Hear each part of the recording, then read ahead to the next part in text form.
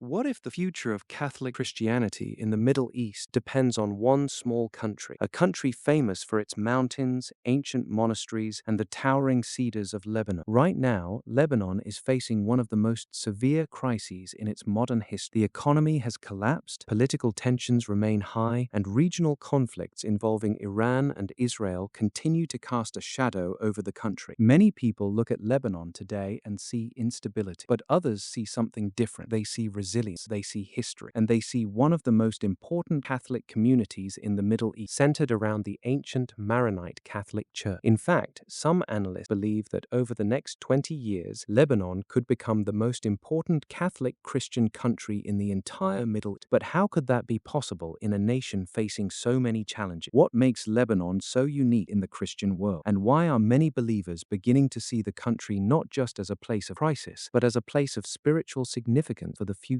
The answer does not begin in modern geopolitics. It begins in the 4th century, deep in the mountains above the Orontes River. Saint Maron, a Syriac monk, established a community rooted in brutal asceticism and contemplative prayer. When the Islamic conquests of the 7th century violently redrew the map of the Middle East, the followers of Saint Maron did not surrender, nor did they assimilate. They executed a masterclass in strategic retreat. They moved upward into the treacherous terrain of Mount Lebanon, specifically fortifying themselves in the Kadisha Valley, known as the Holy Valley. Here, monks literally lived in inaccessible cave networks cut into sheer cliff faces. They had no imperial patron and no standing army. Their primary weapon was altitude. They carved agricultural terraces into the mountainsides to survive independently. For centuries, while Christian communities in Egypt, Syria, and Mesopotamia faced heavy taxation, periodic massacres, and forced conversions, the Maronites held their ground. During the Crusade in the 12th century, they formally aligned with Rome, creating a bond that remains unbroken today. The Maronite Church is not a Western import grafted onto the Middle East. It was born there, it bled there, and it has never left. This stubborn survivor becomes staggering when you look at the catastrophic demographic collapse of Christians right across Lebanon's borders. Before the 2003 American invasion, Iraq was home to 1.5 million Christians. Following years of targeted sectarian violence, that number plummeted to less than 250,000. When ISIS seized Mosul and the Nineveh plains in 2014, an entire ancient Christian civilization was effectively erased in a matter of days. Similarly, Syria's brutal civil war devastated historic Christian populations in Aleppo and Homs, forcing hundreds of thousands to flee. Lebanon absorbed the shockwaves of both these neighboring catastrophes, taking in millions of refugees and suffering massive economic strain. Yet, Lebanese Christians held the line. Today, they still make up roughly 1/3 of the country's population. Christian schools dictate the educational standard for the entire nation across all religious lines. Massive churches operate openly, and church bells ring loudly across Beirut and the mountains. The infrastructure of Lebanese Christianity is not a dying relic. It is an aggressive, highly visible presence shaping daily public life in a way that has absolutely no parallel anywhere else in the Arab world. This visibility is not just cultural, it is legally enforced at the highest levels of the state. Lebanon is a political anomaly. It is the only country in the Middle East with a constitutional architecture built strictly on sectarian power share. Under the 1943 National Pact and the 1989 Taif Agreement, executive power is strictly divided. The president of the Lebanese Republic must, by law, be a Maronite Catholic, but the Christian grip on power extends deeper into the state's survival mechanisms. By tradition, the commander of the Lebanese armed forces and the governor of the central bank are also Maronite Christians. In a region where Christian minorities are usually reduced to begging for basic toleration or fleeing for their lives, Lebanese Catholics command top-tier executive and military authority. They actively navigate a highly volatile geopolitical landscape, brokering power alongside Sunni and Shia factions, including the Iran-backed Hezbollah. Dismantling this Christian executive power would require a political earthquake, ensuring that Catholic influence remains permanently locked into the state's DNA. Lebanon's significance, however, extends far beyond the Maronites. It functions as the absolute geopolitical and spiritual nerve center for Eastern Catholicism. The Maronite Patriarchate commands ultimate religious authority from its heavily guarded headquarters in Bekrek. But it doesn't stop there. The Melkite Greek Catholic Patriarchate, the Syriac Catholic Patriarchate, and the Armenian Catholic Patriarchate all operate directly out of Lebanon. Ancient seminaries training the next generation Middle Eastern clergy are stationed on Lebanon's Lebanese soil. When intelligence analysts and theologians call Lebanon the Vatican of the Middle East, they are not using a metaphor, they are describing a strict institutional reality. A country roughly the size of the state of Connecticut is quietly administering the theology, the archives, and the spiritual lives of millions of Catholic believers across the Arab world, Eastern Europe, and the global diaspora. But today, the Lebanese state has effectively collapsed. The 2019 banking crisis froze the life savings of the entire population. The national currency lost over 90% of its value. The catastrophic 2020 Beirut port explosion leveled historic Christian neighborhoods in seconds. The political class has looted the country with institutional thoroughness. So how is the church surviving this devastation? Through a massive, untouchable financial shield, the global diaspora. There are an estimated 8 to 14 million people of Lebanese descent living abroad in Brazil, France, United States, and Canada. This is more than double the domestic population. Today, foreign remittances make up nearly 40% of Lebanon's entire GDP. These billions of dollars bypass the corrupt government entirely. They flow directly into family bank accounts, parish reconstruction funds, and Catholic charity. The diaspora is literally funding the survival of the local Christian population. Organizations like the Maronite Foundation in the world are aggressively working to help expats reclaim their Lebanese citizenship, ensuring the demographic and political power of Christians is not erased by the current mass exodus. Amidst this total institutional wreckage, something highly unpredictable is happening to the youth. For years, secularism promised Lebanese youth a modern, rational alternative to the religious politic that supposedly ruined their country. But when the banks collapsed and politicians betrayed them, secularism offered zero comfort. The youth are realizing a brutal truth. The state failed them, the economy failed them, but the church did not. Today, ancient monasteries are seeing a massive surge in attendance. The shrine of Our Lady of Lebanon at Harissa, a towering basilica overlooking the Mediterranean Sea, draws massive crowds of young people. They are not blindly performing inherited tradition. They are desperately seeking the only foundation that hasn't crumbled. Extreme hardship has violently reawakened their faith. It has stripped away the casual believers, leaving behind a hardened, deeply committed core. When you strip away the money, the comfort, and the security, you are left with the raw survival instinct of a faith that has endured since 4th century. Lebanon has buried empires that assumed it would not survive. Its Catholic communities have outlasted Roman, Arab, Ottoman, French, and Syrian authority. The current economic and geopolitical crisis is brutal, but historically speaking, it is nothing new. What do you think about the survival of Christianity in Lebanon? Let us know in the comments. We read every single one. Subscribe to the channel for more deep historical dives, and we will see you in the next one.